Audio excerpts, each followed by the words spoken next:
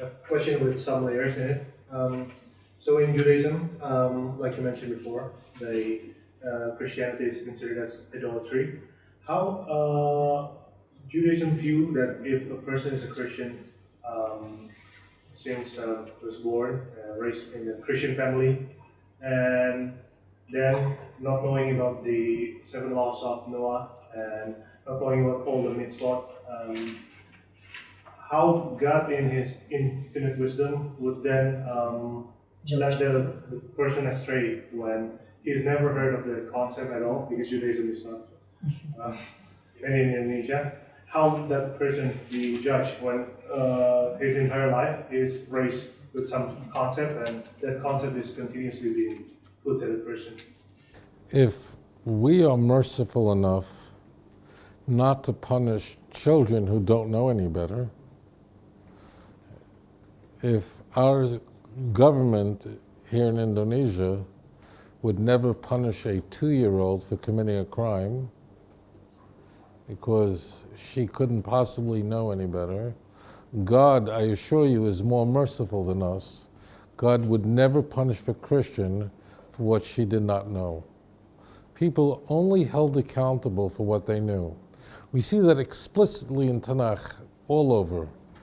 As an example, when Abraham's wife, Sarah, was taken by Avimelech, whom he thought she was a single available woman. And God came to him at night and said to him, let her go, she's the wife of Avram. Avimelech said, I didn't know. And God said, I know you didn't know. That's get rid of her. So he wasn't punished for that because he really didn't know. So no Christian is held accountable for what they did not know. I haven't wrapped my head around what Christians really, really believe, and I thought about this a lot. I don't think I've ever taught this, but I often wonder, what do Christians really think is going on? Like, now, I've never been a Christian, but I'm trying. The reason why I wonder this is a few reasons. I've never heard a Christian pray to Jesus as God created the heavens and the earth. I never heard a Christian say that. I always heard Christians speak about the Father who's created the heavens and the earth. That's very important. When Christians read the Christian Bible, the Trinity has not been invented yet. And therefore the Christian Bible is portraying Jesus as a servant of God, someone who God sent, who says the Father is greater than I am, in John 14. Someone who says, I cannot do anything of my own, John 5:30. Jesus, who has this huge dialogue with God in the book of John, from John 14 all the way to through John 17. These are massive dialogues. Jesus is talking to God. He's crying out to God in his cry of dereliction. He's saying that if I testify of my own, my testimony is nothing, but it is the Father who testifies of me. Jesus, who prays to God in John 17 that my disciples should be one as we are one. So that means that the writers of the Christian Bible clearly see Jesus as a servant and subordinate to the Father in every way. God is way up there, and Jesus is some sort of representation or reflection of God. Those who have seen me have seen the Father. Because if that's not the case, what does even the word Father and Son mean? That means if the Father and Son are interchangeable, then how is the Father not the Son not the Father? These words don't even have any meaning anymore, and when words mean everything, they mean nothing. So, I think what is happening is that Christians deep down recognize that there is one God, and that's God the Father. And they believe that Jesus, to our Trinitarians, they believe that Jesus is a God in a Greek sense, but not the God. He is a divine reflection of God, but he's not equal to God. It is impossible to believe that and make sense out of the Christian Bible. I hope that's the case. So I think what's happening is that there is, in the mind of the Christian, there's a cognitive dissonance, where they know they have to articulate the Nicene Creed, they have to say that Jesus is God, they have to argue with Jehovah's Witnesses and Muslims to go, oh, no, Trinity, Trinity, Trinity. But in their hearts, I don't think they believe it. If they're thinking, how could they believe it? So I'm hoping that Hashem will have mercy on them. Christians are very sensitive to the doctrine of the Trinity. They'll fight for the doctrine of the Trinity above everything, and I think it's because they're insecure about it. They won't fight for the virgin birth as much as the Trinity. And they'll insist that the Trinity is in the Christian Bible, and it isn't. They fight with Muslims about this from here till tomorrow. And Muslims are right in going, are you insane? Like, look at the text, it's not there.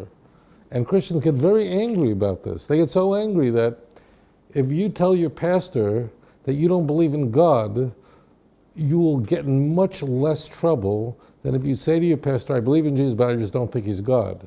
You'll be thrown out of the church in a second. 1 second, you're out. You'll be immediately taken out of membership. Why? Because they're very insecure about it. They're very frightened of this. Churches are terrified of those who don't believe in the Trinity, because they know that if that comes tumbling down, everything does. So I'm not yet sure what's going on in the mind of the Christian. I think Christians are all insecure about this. The reason is because they tell me that. That means Christians who leave Christianity and become B'nai Noach or convert to Judaism say to me, in truth, the Trinity used to bother me. I never would admit it, but it used to bother me. And I didn't talk about it because I was told I'd go to hell if I didn't believe in it.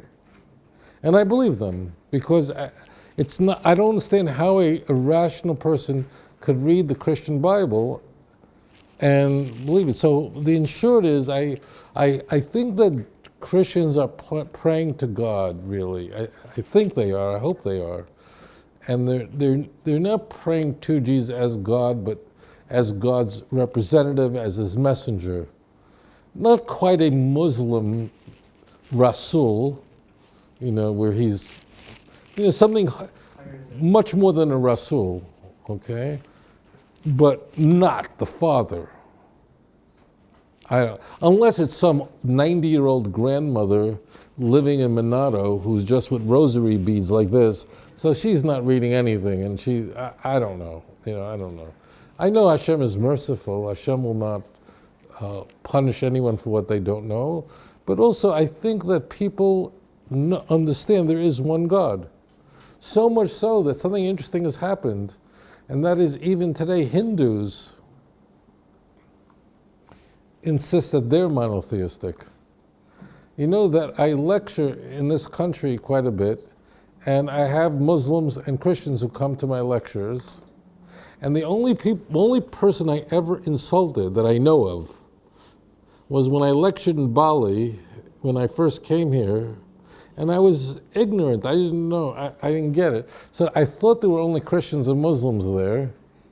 So I said that Hinduism is idolatry. And there was one young man who was very insulted, and he said, no, Hinduism is monotheism, and we're the oldest monotheism. And here I am in Bali with like statues of Hanuman and, all the gods, the deities that they bring daily sacrifices to.